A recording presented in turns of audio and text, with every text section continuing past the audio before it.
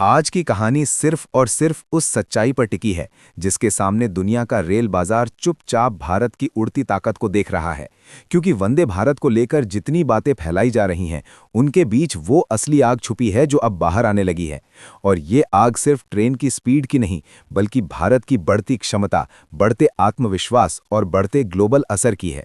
हम आगे बढ़ें उससे पहले हम आपको बता दें, यदि आप एक सच्चे देशभक्त हैं तो वीडियो को पूरा देखें, लाइक करें और चैनल को सब्सक्राइब करें और कमेंट में जय हिंद जरूर लिखें, क्योंकि हम आपके लिए रोज लाते हैं ऐसी ही गहराई से की गई रक्षा और रणनीति से जुड़ी विश्लेषणात्मक खबरें।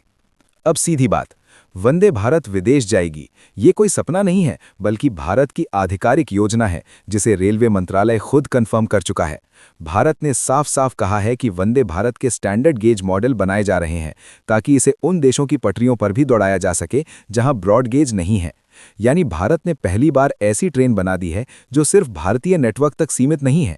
यही वो बात है जिसमें पूरी दुनिया का असली डर छुपा है, क्योंकि यूरोप की हाई स्पीड ट्रेनों का जो दशकों पुराना रास्ता था, उसे भारत जैसे देश ने चुनौती देना शुरू कर दिया है, जिसे वे पहले सिर्फ डाउनस्ट्रीम मार्केट समझते थे। अब उस सच को खोलते हैं जिससे हफ्तों से शोर मचा है। क्या देश वंदे भारत खरीदने में रुचि दिखा रहे हैं? जवाब साफ है, हाँ, रुचि दिखा रहे हैं। न कोई झूठ, न कोई फर्जी दावा।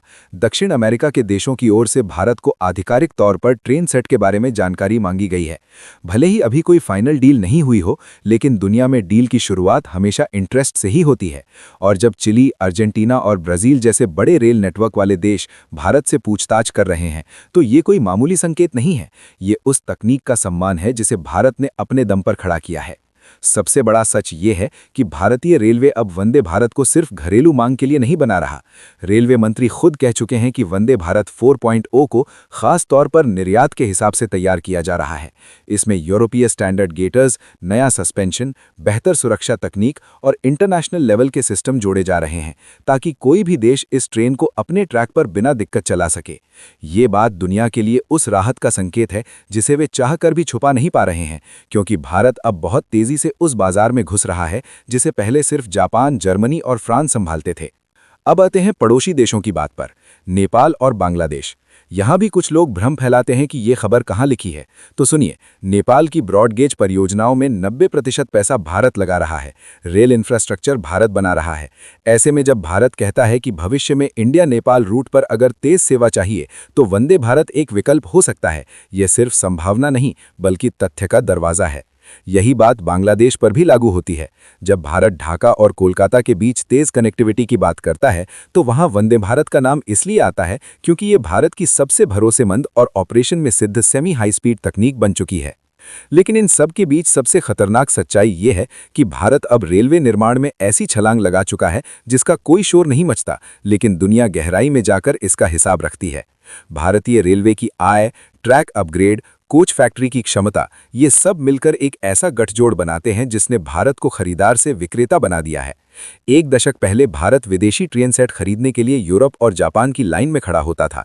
आज वही देश भारत की ट्रेन टेक्नोलॉजी को नोटिस कर रहे हैं। और इस बदलाव की असली वजह सिर्फ एक है, भारत की बढ़ती उत्पादन क्षमता। आईसीएफ, एमसीएफ, आरसीएफ और निजी प्लेयर मिलकर अब इतनी तेजी से सेमी हाई स्पीड कोच बना रहे हैं कि भारत हर साल 200 से 250 कोच तैयार कर सकता है। आने वाले वर्षों में ये संख्या 300 से 400 कोच तक पहुंच सकती है। दुनिया के किसी भी देश के लिए ये दर इतनी आकर्षक है कि वे भारत को लो कॉस्ट हाई क्वालिटी विकल्प के रूप में देखने लगे हैं। यही वजह है कि वंदे भारत यूरोपीय ट्रेनों से 50 से 70% तक सस्ती पड़ती है। अब आप समझ गए होंगे कि दक्षिण अमेरिका क्यों रुचि दिखा रहा है। कम कीमत, बेहतर गुणवत्ता और आधुनिक डिजाइन के साथ ये दुनिया के लिए एक सुनहरा मौका है। विदेशी बाजारों में जीत उसी की होती है जिसके पास उत्पाद की सप्लाई करने की क्षमता हो। भारत ने वो क्षमता खड़ी कर दी है। अब अगर कोई पूछे कि अभी तक किसी देश ने फाइनल डील क्यों नहीं की, तो जवाब उतना ही सटीक है।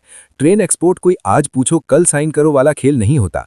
पहले देश ट्रैक टेस्ट करते हैं, स्पेसिफिकेशन मिलाते हैं, इंटर डिपार्टमेंटल अप्रूवल लेते हैं और फिर सालों बाद कॉन्ट्रैक्ट बनते हैं। भारत 2025 से 2030 के आसपास एक्सपोर्ट का लक्ष्य रख चुका है, जो ग्लोबल टाइम फ्रेम के हिसाब से बिल्कुल वाजिब है।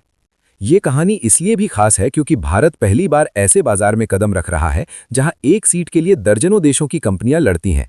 यूरोप की ट्रेनें महंगी हैं, जापानी ट्रेनें भारी हैं और चीनी ट्रेनें कई देशों में अविश्वास की वजह से रुकी हुई हैं। ऐसे समय में भारत एक भरोसेमंद, किफायती और स्थिर विकल्प बनकर उभरा है। दुनिया आज भारत का नाम इसलिए मानती है क्योंकि भारत ने रिकॉर्ड समय में सेमी हाई स्पीड नेटवर्क बनाया, हजारों किलोमीटर ट्रैक अपग्रेड किए, सिग्नलिंग मॉडर्नाइज की और ट्रेनें खुद डिजाइन की। भारत अब टेक्नोलॉजी इंपोर्ट करने वाला देश नहीं बल्कि टेक्नोलॉजी एक्सपोर्ट करने वाला देश बन रहा है। यही भारत की असली ताकत है और यही वंदे भारत की कहानी की सबसे धारदार बात है, क्योंकि ये सिर्फ एक ट्रेन नहीं बल्कि भारत के बढ़ते प्रभाव की चलती फिरती पहचान है। अब जरा रेलवे के वित्तीय पक्ष पर नजर डालिए। जिस रेलवे को कभी घाटे का पर्याय माना जाता था, वो आज माल ढुलाई से 4 लाख करोड़ रुपए से ज्यादा कमाता है, यात्री सेवाओं से 60,000 करोड़ रुपए से अधिक। सरकार हर साल रेलवे बजट में ऐतिहासिक निवेश कर रही है, 2.4 लाख करोड़ रुपए से ज्यादा का कैपिटल बजट। इतना बड़ा बजट इसलिए ताकि रेलवे सिर्फ भारत की जरूरतें ही पूरी ना करे बल्कि दुनिया को अपनी तकनीक भी बेच सके। भारत के लिए वंदे भारत सिर्फ एक घरेलू प्रोजेक्ट नहीं है, ये उस रेलवे इकोनॉमी का इंजन है जिसे भारत अगले दशक में ग्लोबल लेवल पर खड़ा करने वाला है। इसका मतलब साफ है कि अगर एक भी देश वंदे भारत को अपनाता है तो उसके बाद दर्जनों देशों का भरोसा अपने आप जुड़ जाएगा और यही चीज इस प्रोजेक्ट को इतना बड़ा बनाती है। इसलिए साफ कहता हूं, वंदे भारत का विदेश जाना कोई अफवाह नहीं बल्कि एक आधिकारिक योजना है। कई देशों ने इसमें रुचि दिखाई है, मॉडल बन रहे हैं, टेस्टिंग चल रही है, बातचीत जारी है। डील पक्की नहीं है लेकिन दिशा बिल्कुल साफ है और यही दिशा भारत को उस मुकाम पर ले जाएगी जहां आज फ्रांस, जापान और जर्मनी खड़े हैं। दोस्तों, यही वो सच्चाई है जिसे समझना जरूरी है। वंदे भारत को विदेश भेजने का दावा अब सिर्फ बयान नहीं बल्कि भारत की क्षमता पर आधारित एक वास्तविक भविष्य है। और इस बार कहानी भारत के दरवाजे पर रुकने वाली नहीं है। दुनिया भारतीय तकनीक का इंतजार कर रही है और भारत उसे देने की तैयारी में है।